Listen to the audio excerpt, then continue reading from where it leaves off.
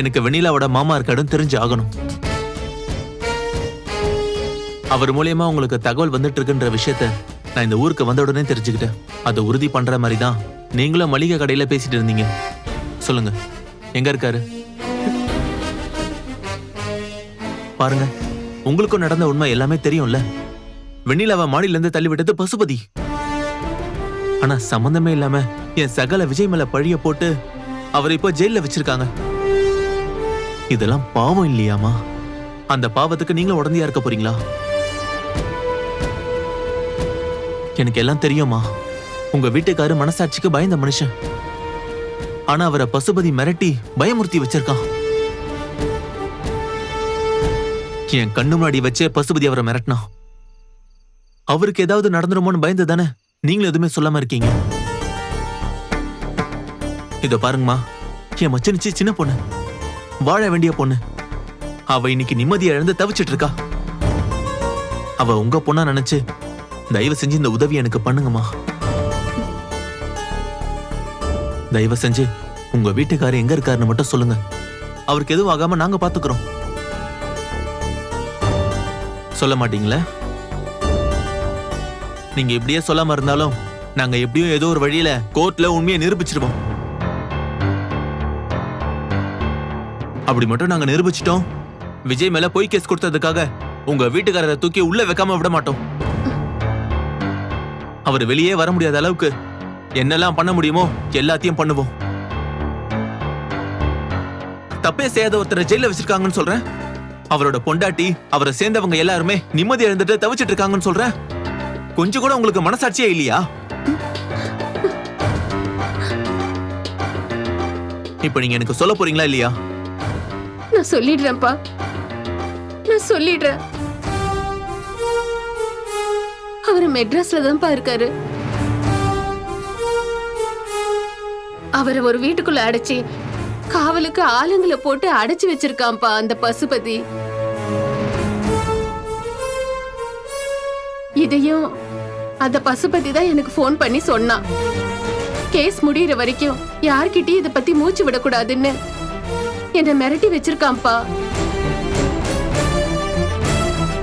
Case முடிச்சதும் பத்திரமா என் வீட்டுக்கார அனுப்பி வச்சிடுறேன்னோ அந்த ஆள் தான்ப்பா சொன்னாரு. சரிம்மா, இப்போ ஒரு சென்னையில எங்க இருக்காரு? அந்த விவரமெல்லாம் எனக்கு எதுவும் தெரியாதுப்பா. இல்லையே, உங்க வீட்டுக்காரர் கூட நீங்க போன் பேசினதா எனக்கு தகவல் வந்துச்சு. ஆமாப்பா, ஆனா அவரோட போனை புடுங்கி வச்சுட்டாங்க. பசுபதியோட ஆள் ஒருத்தர் தான் போன்ல இருந்து பேசுவாங்க. அப்பவும் அந்த ஆள் போனை கொடுத்து பேச சொல்லிட்டு பக்கத்திலேயே தான் நிப்பாரு. அதனால வேற எதுவும் எங்களால பேசிக்க முடியாதுப்பா. அவங்க என்ன சொல்வாங்களோ அதை மட்டும்தான்ப்பா சொல்லுவாரு. சாப்பிட்டாரா, தூங்குனாரா, பத்திரமா இருக்காரான்னு மட்டும்தான் நான் கேட்டுக்குவேன்.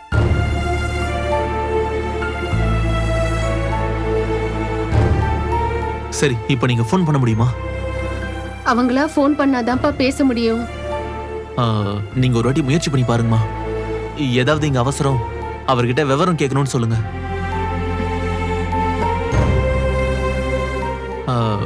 நீங்க ரேஷன் கார்டு விஷயமா ஏதாவது கேட்கற மாதிரியோ இல்ல வீட்டு பத்தின விஷயம் ஏதாவது கேட்கற மாதிரியோ அவர்கிட்ட பேசுங்க. ஒரே ஒரு தடவை கால் பண்ணுங்க ப்ளீஸ்மா. அவருக்கு எந்த பிரச்சனையும் வராது. சரிப்பா. பண்ணுங்க.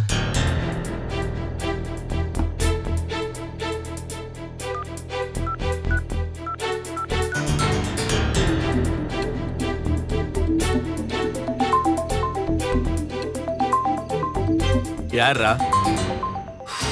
இதோ இந்த ஆளோட பொண்டாட்டி தாண்டா கூப்பிடுது.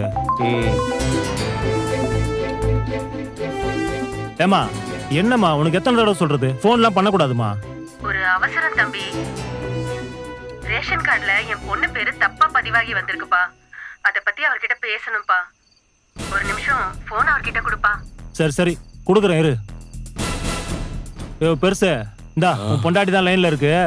ஏதோ ரேஷன் கார்டுல பேர் மாறி போயிடுச்சான், பேசு. வசந்தா, எப்படிங்க இருக்கீங்க? கொடுங்க, எங்க இருக்கீங்க? கொடுங்க, கொடுங்க. ஹலோ, நான் குமரன் பேசுறேன், விஜயோட சகல. பயப்படாதீங்க, உங்களுக்கு எதுவும் ஆகாம நாங்க பாத்துக்கிறோம். நீங்க எங்களை நம்புங்க. என்ன பெருசு முடிச்சிட்டு உட்காந்துட்டு இருக்க? அது வந்து ரேஷன் கார்டு பத்தி பேசுற மாதிரி பேசுங்க, நான் புரிஞ்சுக்கிறேன். சொல்லு வசந்தா.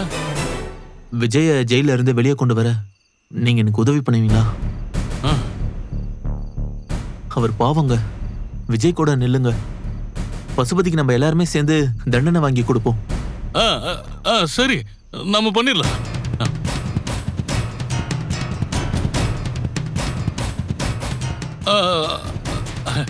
நான் எங்க இருக்கேன்னு இப்போ நான் எப்படி அங்க வந்து கையெழுத்து போடுறது? நீங்க எந்த ஏரியால இருக்கீங்க? திண்டுக்கல்ல இருக்க அட்ரஸ் மாதிரி சொல்றீங்களா? அந்த பழனி ரோட்ல தான். வடபழனியா? அங்கதான். அங்க ஒரு ஸ்வீட் கடை இருக்கும். அத ஒட்டுன சந்தில தான் அந்த ஆபீஸ் இருக்கு. அப்போ வெண்ணிலா இருக்க ஹாஸ்பிட்டல் பக்கத்துல தான் இருக்கீங்களா? நீ சொல்றதுதான், அதேதான். அந்த வீட்டுக்கு அடையாளம், பெயிண்ட் கலர் அந்த மாதிரி சொல்லுங்க. அது என்ன கலரு? அவன் பேரு வெள்ளச்சாமி. ரேஷன் கார்டுல பேரு மாத்தத்துக்கு அவர் ஏற்பாடு பண்ணுவாரு. என்ன பெருசு, பொண்டாட்டிக்கிட்ட தானே பேசுற, நல்லா பேச வேண்டியது தானே? நீங்க வச்சிருங்க, நான் பாத்துக்கிறேன். பேசினப்பா, பேசிட்டேன்.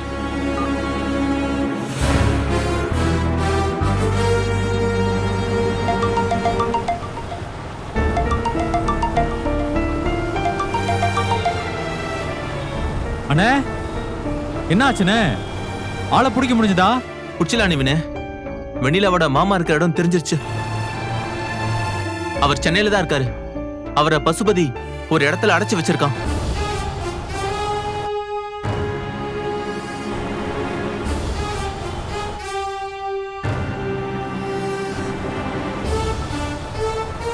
பஸ் ஸ்டாண்டுக்கு தான் போயிட்டு இருக்க நீவினே.